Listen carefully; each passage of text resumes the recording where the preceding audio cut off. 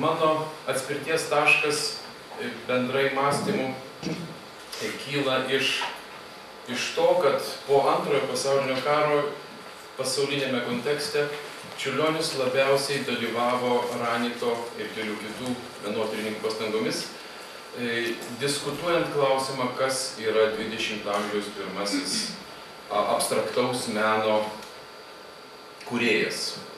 Ranitas labai intensyviai puoselėjo mintį, kad Čiurlionis yra tas žmogus, kuris pirmasis sukūrė abstraktų piešimo būdą, aptapymo būdą, ir Kandinskis tą būdą iš jo perėmė.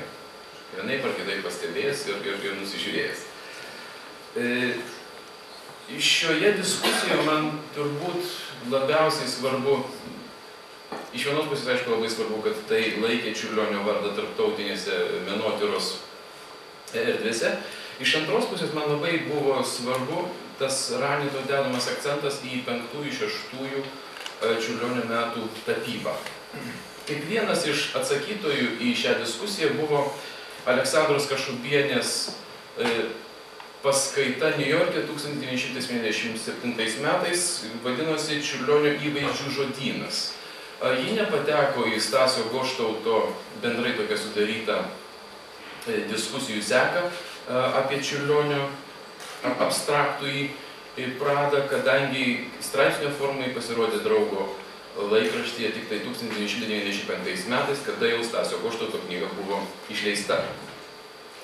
Mane labai sudomino šioje Aleksandros Kašubienės studijoje išreikšta mintis, kad maždaug 1905-1906 metais Čiurlionis stovėjo ties riba, buvo pasiruošęs savo priemonių supratimo, paveikslo formavimo supratimu ir pakankamai patirties surinkęs, kad galėjo peržengti į tą jau abstraktojį pasaulio šito paveikslo tvėrimo lauką, kada visas turinys yra kuriamas vien tik tai išraiškos priemonių pagalba, be jokio išorinio turinio atsinešto į paveikslą. Pakankamai nuosekliai Aleksandra tyria, kaip kiekvieną atskirą išraiškos priemonę, liniją, spalvą, plokštumą, erdvę Čiurlionis tyria maždaug 5-6 metais savo tapybos darbuose, ypač tais žinomaisiais ciklais, metų laikų ciklais, pavasaris, vasara, žiema, taip pat ir pasaulio sutvėrime, kaip kiekvienai iš tų raiškos formų ar būdų jisai suteikia vis didesnę nepriklausomybę nuo kitų formų, jas naudoja labai nestandartiniais būdais, netradiciškai, jos tarsi panyra į struktūrinę paveikslo erdvę ir jinai konstatuoja, kad Čiurlionis stovi prieš apsisprendimą, ar nerti į tą erdvę, kuri dar yra iš viso nepažįstama, tai yra erdvė, kurioje turinys gimsta vien tik tai iš priemonių, ar vis dėlto likti prie turinio vaizdavimo paveiksle. Ir dėl kažkokių priežasčių apsisprendžia, kad ta nepažįstama erdvė gal jam nėra per daug sava ir lieka prie turinio. Ir dėl to nuo 7 metų, taip 1997 metais, pražįsta Čiurlionio iš naujo simbolistiniai kūriniai, simbolizmo kūriniai, o taip pat atsiranda ta įstabioji darna tarp muzikos ir tapybos jo paveiksluose, pradeda jisai tapyti vadinamasias sonatas, fugas ir kitas muzikinės kompozicijas tapybos darbuose. Tai kada šioje šviesoje aš vėl iš naujo pažvelgiau į Čiurlionio laiškus, atradau 2 citatas, kurios, man rodos, yra esminės šiame Čiurlionio apsisprendimų kelyje. Viena iš jų yra 1905 metais balandžio mėnesį iš Druskininkų laiške, tokia ilgam laiške Povilui, kuriame jisai susumuoja savo visus pasiekimus dailėje iki tos maždaug dienos, surašo visus ciklus, juos pats kritiškai vertina. Ten yra pirmą kartą minėtas ir pasaulio sutvėrimas, apie kurį pats Čiurlionis sako, kad tai yra labai geras darbas ir kad jis tapys visą gyvenimą, kol kas nutapęs yra 13 paveikslų. Tame pačiame laiške yra tokia trumpa frazė, kur jisai sako, kad jau neįčiau visiškai į tik tai improvizaciją.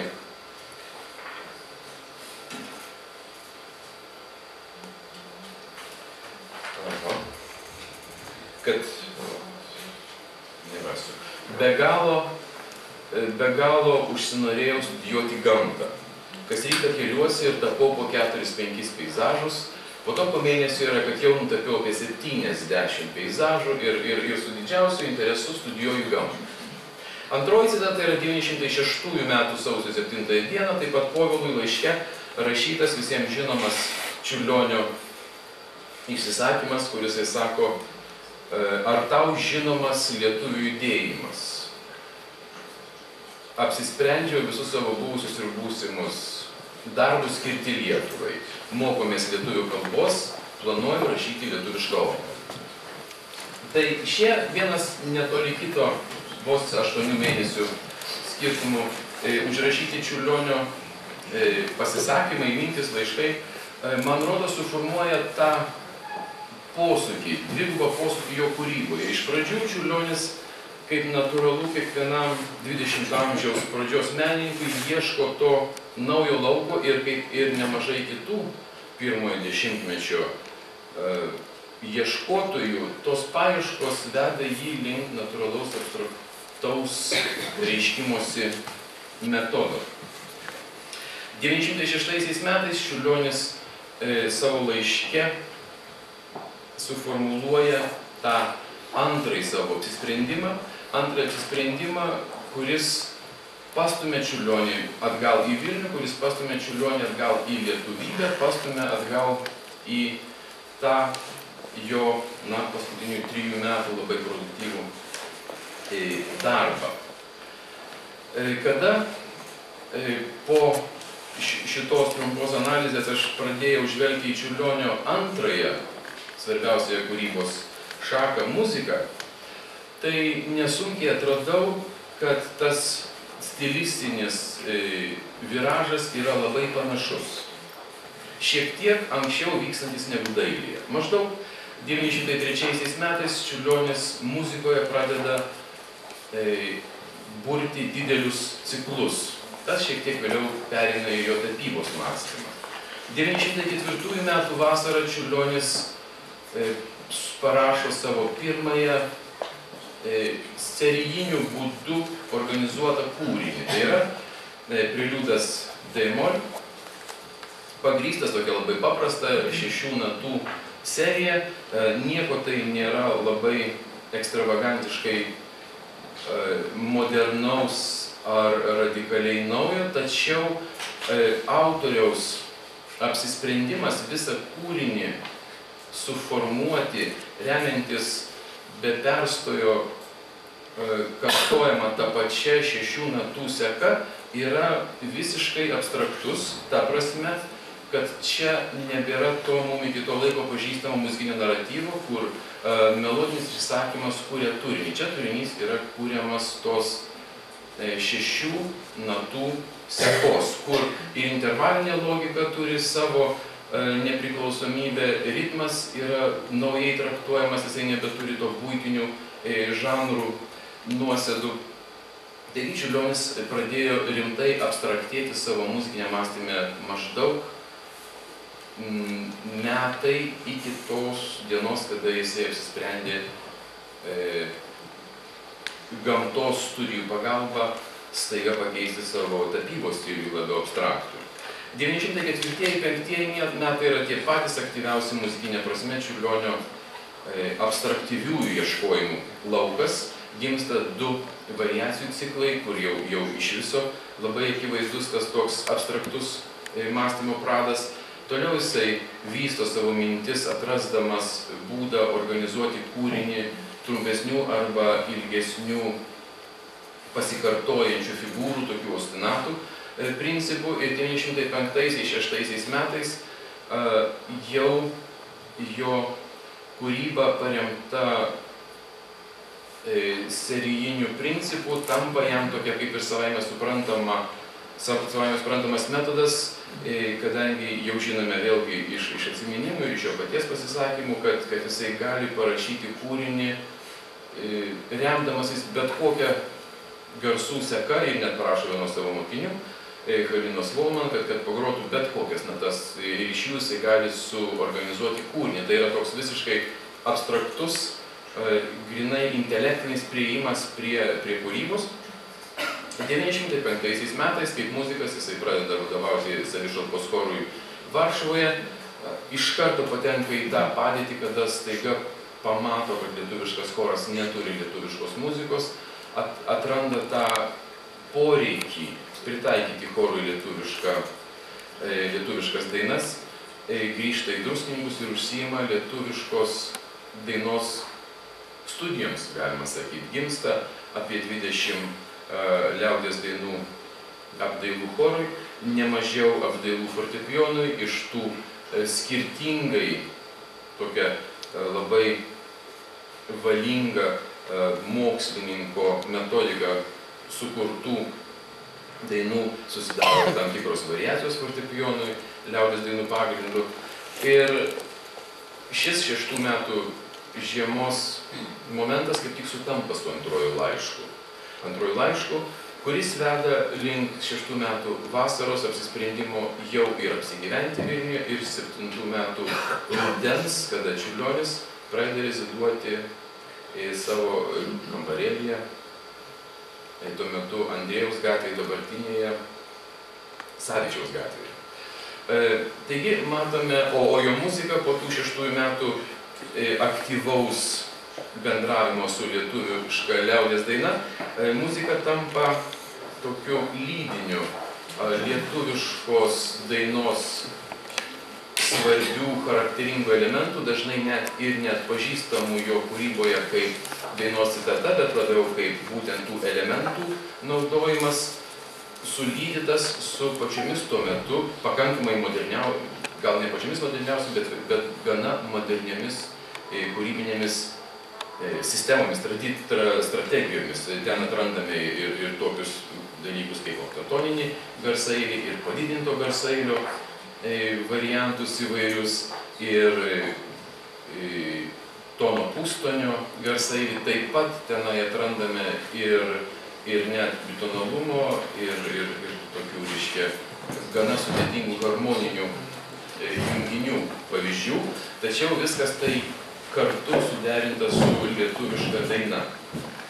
Visą tai apžvelgęs, aš darau keletą tokių išvadų. Pirma, tai ta, kad natūralus vystimasis Čiurlionio meninis augimas ir brendimas vedė jį tą pačią vagą, kuria ėjo nemažai 20 amžiaus pačių inovatyviausių menininkų, tiek muzikų, tiek tapytojų. Tai buvo išraiškos priemonių nepriklausomos erdvės atradimo ir bendrai abstraktaus mąstymo vis didesnio įėjimo į kūrybos procesus kelias. Natūraliai išsivystęs iki pačių abstrakčiausių pavyzdžių antrajame 20 amžiaus dešimtmetyje. Vienok, kada Čiurlionis apsisprendė savo kūrybą skirti tai tuo metu dar vizijai, dar tik tai gimstančiai, bet niekieno nepažįstamai ir nežinomai Lietuvai, tai kažkurio momentu jisai turėjo labai sąmoningai suvokti, kad abstraktus menas, kuriame turinys susidaro vien iš išraiškos priemonių, yra per daug individualus tiek kūrėjo, tiek suvokėjo prasme, kad jis galėtų tapti tam tikrą žmonių bendryją vienijančių menu arba raiškos būdu. Ir tai suprasdamas, aš manau, jisai arba valingai, arba intuityviai grįžta prie raiškos, kuri gali būti labiau vienodai suprantama ir vienodai interpretuojama. Ir tai gali tapti potencialiai būsimosios tautos tuo pamatiniu menu. Ir tuo pamatiniu menu ji ir tampa. Ir dėl šito apsisprendimo Čiurlionis iš vienos pusės tarsi tęsia savo ieškojimus abstrakčiojoje pusėje ir sonatose, ir fugose mes matome labai daug ir toliau į priekį žvelgiančių Čiurlionio kūrybinių matymų. Čia randame ir siurrealistinių kažkokių tai, ir futuristinių aspektų. Tuo pačiu metu antroji Čiurlionio kūrybos pusė nuo 7-8 metų tampa labiausiai žinomi jo simbolistiniai kūriniai, tarsi įprasminantis būsimąją Lietuvą. Tai ir Karalių pasaka, ir Pilies pasaka, ir Vyčio preliudas, ir kiti, tarsi turiniu į 19 amžių žvelgiantys kūriniai, kurie suformuoja tai, ką mes galime pavadinti būsimos Lietuvos vizija, dvasia. Gal šis tam tikras dvilypumas Čiurlionio kūryboje 7-8-9 metų ir yra ta priežastis, kodėl tarptautiniuose forumuose Čiurlionis ir toliau yra skaitomas kaip žmogus, kuris tarsi neperžengė to slenksčio į 20 amžių ir liko amžių sandūros menininkas, tačiau tas jo neperžengimas į visiškai laisvą raišką padovanojo Lietuvai tai, kas iki šiandien vadinama turbūt Lietuvos, geriausiais Lietuvos vizijos, Lietuvos dvasios pavyzdžiais.